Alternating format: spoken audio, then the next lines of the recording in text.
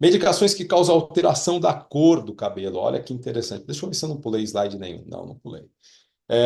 Entre os quimioterápicos que causam alteração da cor, nós temos a ciclofosfamida e a doxorubicina, que podem despigmentar o cabelo, resultando em fios mais claros ou grisalho, devido à redução da produção da melanina. Olha que legal. Os antimaláricos, como a cloroquina e hidroxicloroquina, podem causar o escurecimento dos cabelos em alguns indivíduos. E isso é interessante, porque foi um fenômeno que a gente acabou vendo durante a pandemia naqueles pacientes que optaram, apesar de aqui no Brasil não ser um protocolo aceito, muitas vezes até assim meio que mal visto, os pacientes que usaram cloroquina, alguns deles relataram durante a pandemia o escurecimento capilar. Medicamentos citotóxicos, como a bleomicina, podem levar a uma melhora da pigmentação de cabelo, assim como os interferons podem causar despigmentação. Então, as medicações elas podem efetivamente não só estimular, levar à queda de cabelo, mas mudar a cor do cabelo. Os retinoides podem clarear cabelo, o metotrexato, que é um imunossupressor citotóxico, pode despigmentar cabelo ou induzir uma aceleração do cabelo branco, do cabelo grisalho. Os inibidores de tirosinase, lembrar que a tirosinase é importante na cascata da produção da melanina, como a eflornitina, pode causar despigmentação do fio. Para o caso que essa eflornitina ela foi desenvolvida, que é o caso do hirsutismo facial, que é um creme facial para diminuir os pelos faciais, esse clareamento dos pelos é bem visto, mas se a gente for pensar em inibição de tirosina, talvez não.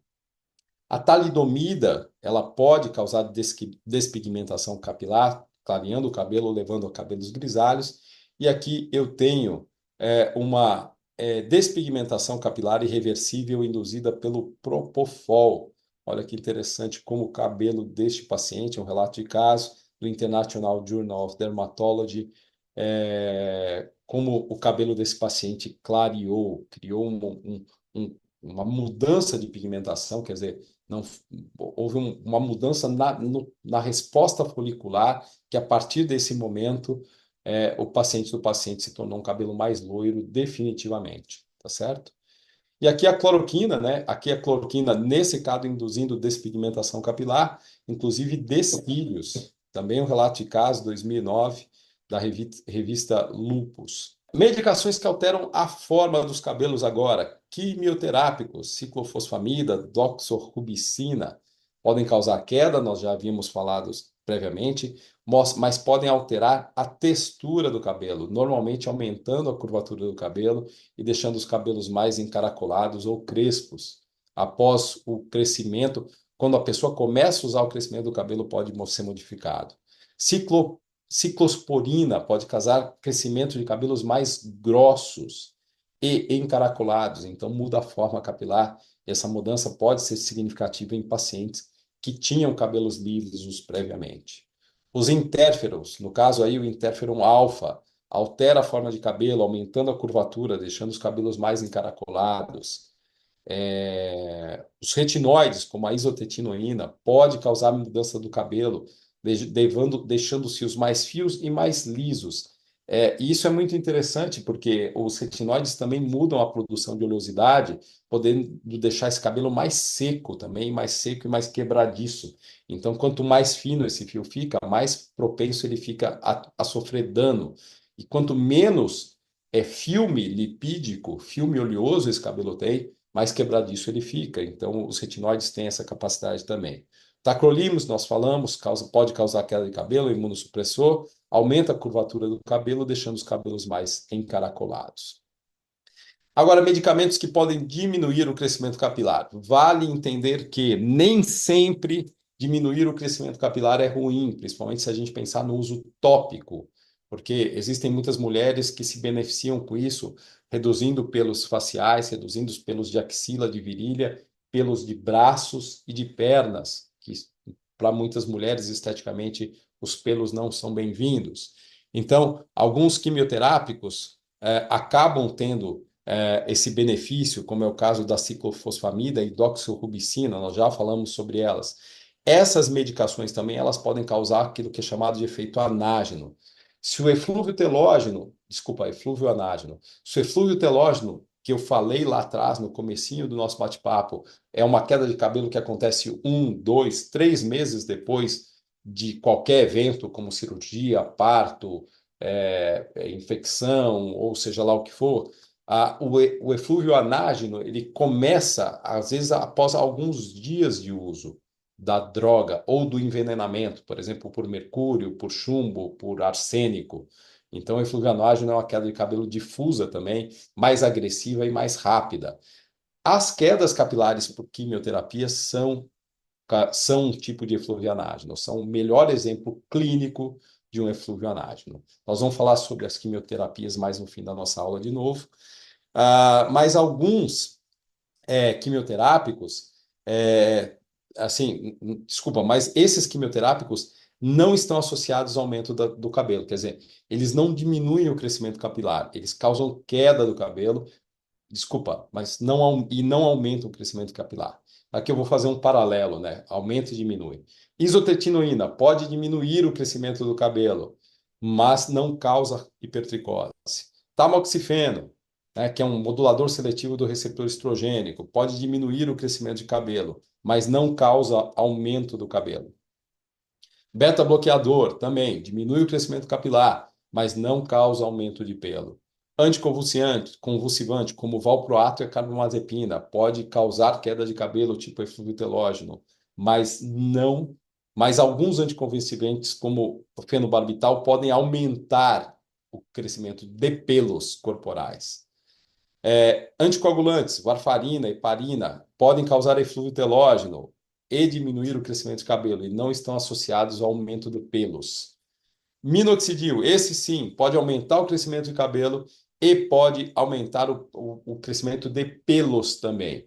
Então, a gente tem visto muitas mulheres usando minoxidil oral hoje em dia que têm reclamado de aumento de pelos, que é o efeito colateral do minoxidil, porque ele não é seletivo para o couro cabeludo. Então, ele aumenta a sobrancelha, aumenta os pelos faciais, aumenta pelo de braço, aumenta pelos em todos os lugares do corpo. Finasterida e dutasterida, que são duas drogas muito utilizadas, elas vêm da urologia, mas são muito utilizadas no tratamento da calvície endogenética, da alopecia cicatricial científica central, da alopecia fibrosante frontal também. Inibem conversão de testosterona em dihidrotestosterona, então elas promovem crescimento capilar em pacientes com alopecia endogenética e não estão associadas à hipertricose. Bimatoprosta, que é um análogo de prostaglandina, utilizado em colírios para glaucoma. É utilizado, desculpa, utilizado para aumentar o crescimento de cílios.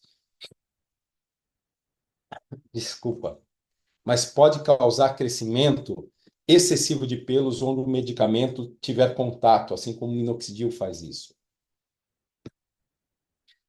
Recentemente, aqui no Brasil e num outro país, eu não me lembro qual, foram relatados crianças recém-nascidos cujos pais usam minoxidil tópico, tópico, tá?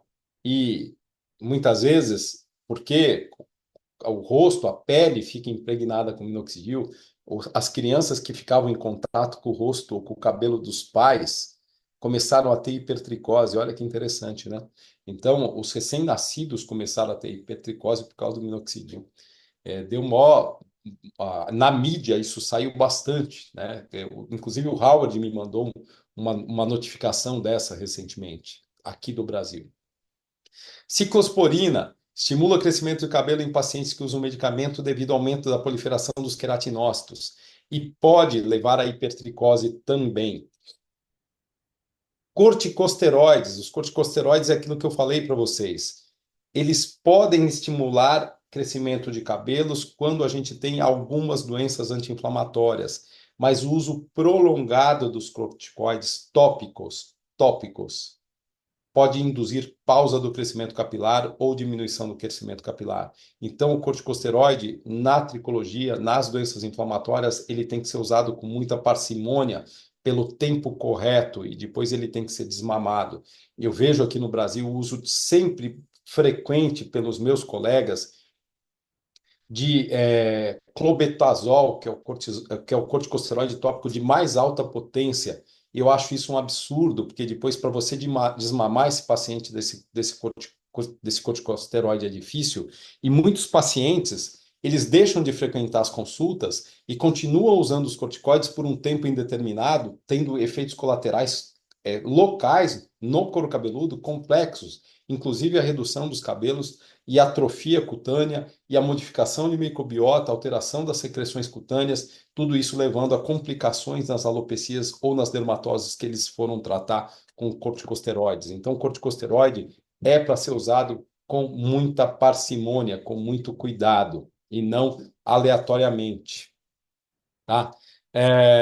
Outra coisa importante ele usado por via oral pode causar hipertricose. Corticosteroide pode causar hipertricose quando utilizado por tempo prolongado por via oral. Estrogênios e progestágenos, né, em terapias de reposição hormonal podem, dependendo se o progestágeno for antiandrogênico, não interferir no cabelo, neutro não interferir no cabelo, mas se ele for androgênico, ele pode causar queda capilar e podem causar hipertricose em alguns pacientes quando o progestágeno é androgênico, como é o caso da gestrinona, como é o caso do levonorgestrel, só para dar dois exemplos. Inibidores de mTOR, como a rapamicina, o sirolimo, eles têm efeitos colaterais que incluem o aumento capilar e aumento de pelos corporais, então tem que ser usados também com muita parcimônia. Então, a hipertricose, ela é um efeito colateral da rapamicina e do sirolimo, dos inibidores de mTOR.